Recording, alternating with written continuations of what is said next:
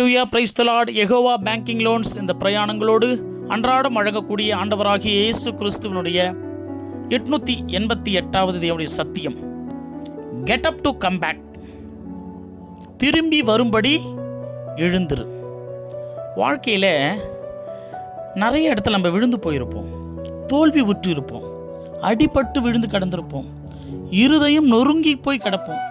கடவுள் கிட்ட என்ன வழின்னு தெரியாமல் கூட சில வேளையில் ஒடுங்கி போயிருப்போம். இப்போது இந்த வேளையில் இந்த கர்த்தருடைய இந்த வல்லமையான வார்த்தை சொல்லுகிறது, நீ திரும்பி வரும்படி எழுந்திரு. ஒரு வசனத்தை பைபிளில் பார்ப்போம். ரூத் புஸ்தகம் 1வது அதிகாரம் 6வது வசனம். She might return from the country of Moab. Moab தேசத்தில் இருந்து நகோமி எழுந்திருந்தாள். யார் இந்த நகோமி? நகோமி கடவுளை ஏற்றுக்கொண்டு வாழ்ந்த ஒரு பெண்மணி தான். தன் கணவனோடு வாழ்ந்தவங்க தான். ஒரு பஞ்சம் வந்துடுச்சு. அவங்க அதை என்ன பண்ணாங்க, அதனால் கடவுளுடைய தேசத்தை விட்டு மோவாப் என்ற ஒரு விக்கிரகம், ஒழுக்கம் இல்லாத ஒரு தேசம், பாவம் செய்கிற ஒரு தேசம், உண்மையான தெய்வத்தை வணங்காமல் நிறைய சிலைகளை கண் கண்டதை வணங்கி கொண்டிருந்த ஒரு தேசம். இப்படி கொடுமையான தேசத்தில் போயிட்டாங்க. அதனால் கடவுள் அவங்க கூட எந்த ஒரு நன்மையும் செய்ய முடியல. தன் கணவன் இறந்து போகிறான். தன்னுடைய சொந்த 2 பிள்ளைகளும் இறந்து போயிடுறாங்க. அப்போ 2 மருமகள்களோடு வாழ்கிறாங்க. அதில் ஒரு மருமகள் தன்னுடைய தாய் வீட்டுக்கு போயிடுறாங்க. ஒரே ஒரு மருமகள் ரூத் என்ற ஒரு மருமகள் கூட நகோமி என்ற மாமியார் கூட இருக்கிறாங்க. இப்போது மாமியாராக்கி அந்த நகோமி ஒரு முடிவு எடுக்கிறாங்க. என் கடவுள் விட்டு பிரிஞ்சு வந்ததுனால, இந்த பாவமான தேசத்தில் வந்ததுனால தான் நான் இப்படி அழிஞ்சு போயிடுச்சு வாழ்க்கைன்னு சொல்லிட்டு மீண்டுமாக ஒரு முடிவு எடுக்கிறாங்க. என்னன்னு பார்த்தீங்கன்னா, மீண்டுமாக திரும்பி நம்ம தேசத்துக்கு நம்ம கடவுளோடு போயிடணும். எவ்வளோ பெரிய ஒரு முக்கியமான முடிவு தெரியுமா வாழ்க்கையில்? நம்ம எப்பொழுதுமே ஒடுங்கி அழிஞ்சு போனதை நினச்சி நீங்கள் கவலைப்படாதீங்க. மீண்டுமாக திரும்பி நம்ம கடவுள்கிட்ட போயிடணும். நிறைய காரியங்களை நம்ம சில வேளைகளில் முடிவெடுக்க முடியாமல் ஒடுங்கி போயிருப்போம். சிலர் பாவத்தில் இருப்போம். ஆனால் கம்பேக் டு ஹோலி, நம்ம கடவுளுடைய பரிசுத்தத்துக்கு போகணும் அப்படின்ற நிச்சயமாக முடிவு எடுக்கணும். சிலர் கலகம் செய்வதையே குறிக்கோளாக வச்சுருப்போம். அவங்க என்ன பண்ணணும்? கம்பேக் டு பீஸ் மேக்கரா, கடவுளுடைய சமாதானத்தின் பிள்ளைகளா, ஒற்றுமைக்கு வழிவகுக்கக்கூடிய பிள்ளைகளை நம்ம மனசை மாற்றிக்க என்ன பண்ணணும்? வாழ ஆரம்பிச்சிடணும். சிலர் ஊழியத்திற்காக கடவுள் அழைச்சிருப்பாரு. ஆனால் அவங்க என்ன பண்ணிட்டாங்க? சிலர் ஊழியத்தை விட்டு தூரமாக கூட இருப்பாங்க. ஆனால் அவங்க என்ன பண்ணணும்? கம்பேக் டு மினிஸ்ட்ரி, கடவுளுடைய ஊழியத்திற்கு மீண்டுமாக திரும்பி நம்ம செய்யணுன்ற ஒரு முடிவு எடுக்கணும். சிலர் உலகத்தோடு பிணைப்பாக போயிருப்பாங்க. உலகத்தை அதிகமாக ஆசைப்பட்டுருவாங்க. பைபிள் வசனம் சொல்லும், உலகத்தின் சிநேகிதம் தேவனுக்கு பகைமையானதான். ஏன்னா உலகத்தை நேசிக்கிறவங்க யாராலுமே ஸ்பிரிச்சுவலான வாழ்க்கையில் அதிகமாக போக முடியாது. சிலர் சகோதரர்கள் மத்தியில் விரிசலோடு இருப்பாங்க. Comeback to relationship. ஏசா என்ற ஒரு சகோதரன் தன்னுடைய தம்பியை கொலை செய்யும்படியாய் சுற்றி கொண்டிருந்தான் பைபிளில், யாக்கோபு என்பவனை. ஆனால் ஒரு காலகட்டத்தில் தன் சகோதரனை காணும் பொழுது கட்டி பிடித்து, பணம் பொருள்லாம் எனக்கு தேவையில்லை, உன் அன்பு போதுன்னு சொல்லிட்டு சமாதானம் ஆனான்.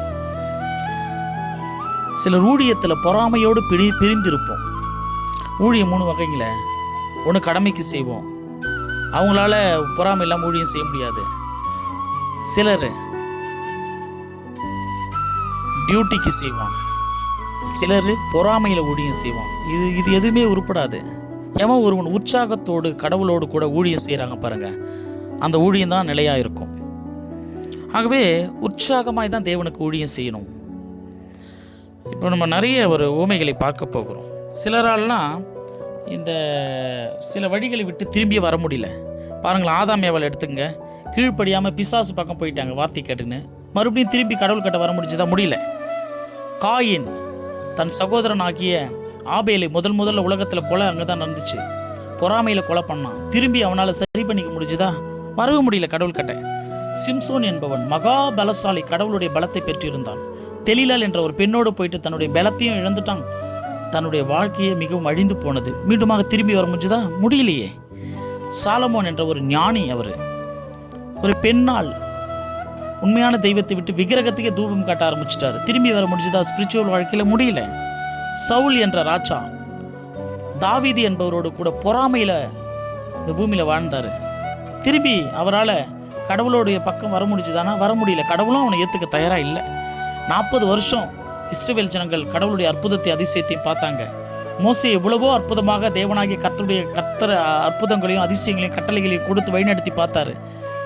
வணங்கா கழுத்துள்ள ஜனங்க திருந்தவே இல்லையே கடைசி வரைக்கும். எல்லாமே வனாந்தரத்தில் அழிஞ்சு போயிட்டாங்க, திருந்த முடியல. இயேசு கிறிஸ்து இந்த பூமிக்கு வந்தாருங்க, உயிரை விட்டார். எதுக்காக? நாம் மனம் திரும்பி இயேசு கிறிஸ்துவை ஏற்றுக்கொண்டு பரிசுத்தமான ஒரு வாழ்க்கை வாழ்ந்து பரலோகத்துக்கு போகணும்னு சொல்லிட்டு இன்றைக்கு வரைக்கும் நம்ம மனம் திரும்பி get up to come back, மீண்டுமாக திரும்பி வரும்படி நம்ம எழுந்திருந்தோமா இயேசு கிறிஸ்து கிட்ட? இன்னும் எழுந்து வரலை. ஆனாலும் இயேசு கிறிஸ்து தாமதமாக நம்மை அழைத்து கொண்டே இருக்கிறார். ஏன்னா அவ்வளோ நேசிக்கிறார். அவருடைய பிள்ளைகள் அவரால் ஆசீர்வதிக்கப்பட வேண்டும்.